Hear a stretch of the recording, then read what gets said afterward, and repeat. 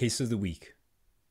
What will cause a 6-year-old to be losing his mind, to be highly, highly impulsive, to be highly distractible? The kid that just can't sit still, just constantly going, but not just can't sit still, just constantly reacting, having tantrums and meltdowns, and just being very dysregulated is probably the best way to put it. Across the board, from attention to focus, to controlling his body, to moods.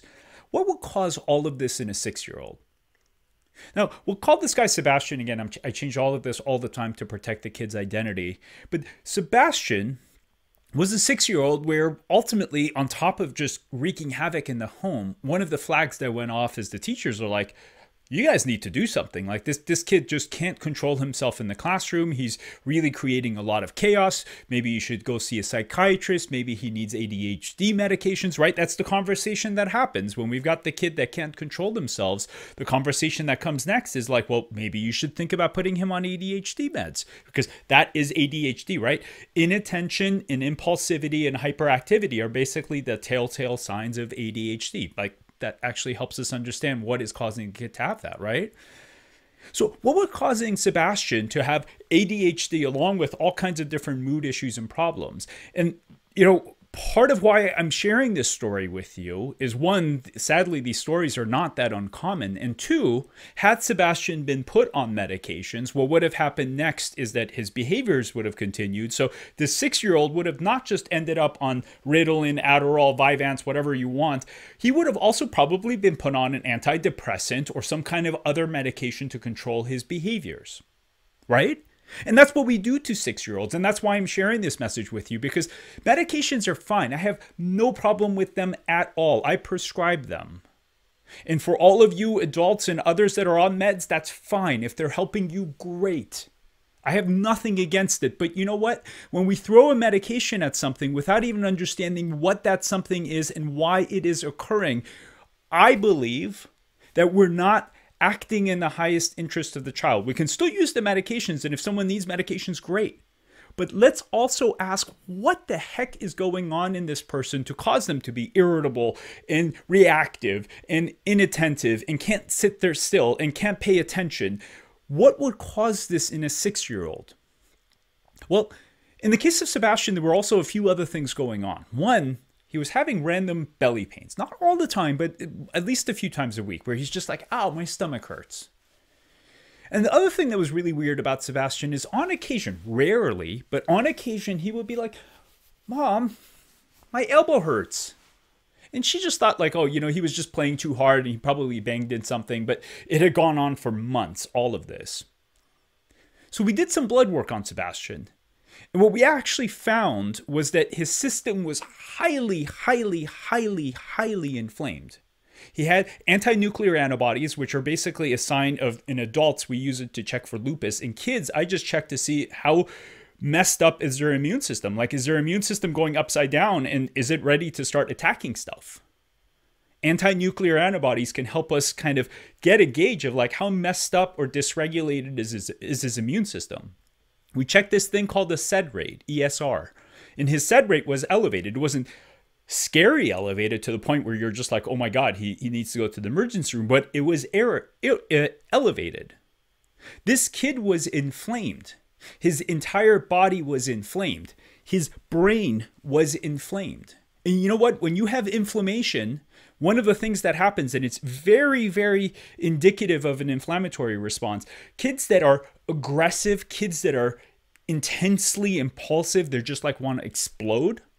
That explosiveness is typically an inflammatory process, whether it's Lyme, mold, Bartonella, mycoplasma, viruses, food, anything that causes inflammation to this thing causes this weird explosive tendency, which is one of the things that tipped me off, along with his belly pains and joint pains. So we ultimately decided to, without doing a lot of fancy testing, we just decided to take Sebastian off gluten, dairy, and do some things to help calm down his gut. What was really cool is that within 2 months, it wasn't overnight, within 2 months, all of a sudden the parents are like, you know what? We haven't seen Sebastian explode recently. Now that I think about it, he hasn't really had any major problems. Teachers found him to be more calmed and regulated. Overall, he was actually able to manage himself. And what was really interesting about Sebastian was the dad was like, well, I don't know if this is working. Maybe Sebastian just grew out of this stuff. And you know what? That was fine. I'm like, you may be right. You may be right. Maybe Sebastian does grow out of it. So what do? We're like, let's put him back on gluten. Let's let him eat the foods. Boom. Week and a half, 2 weeks later, all of a sudden, this kid is losing his mind again. All of a sudden, the reactive, can't manage himself Sebastian was back. It was almost like Dr. Jekyll, Mr. Hyde. And within 2 weeks, like, boom, kid went from one thing to another. Now, this kind of thing is not uncommon. I've seen hundreds, if not thousands, of these kinds of things where, in this case, specifically, the inflammation from his gut was triggering such a massive immune response that was hitting this thing. And guess what? When the brain is inflamed, it is not happy.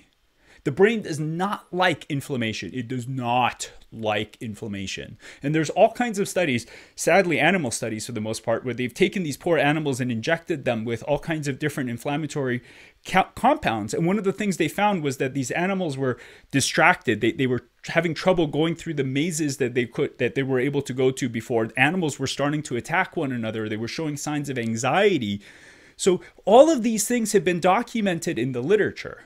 And for those of you that are curious, Dr. Perlmutter's book, Grain Brain, actually talks about this in beautiful detail and how all of these things, and there's tons of books on the gut-brain connection and all of these things are real.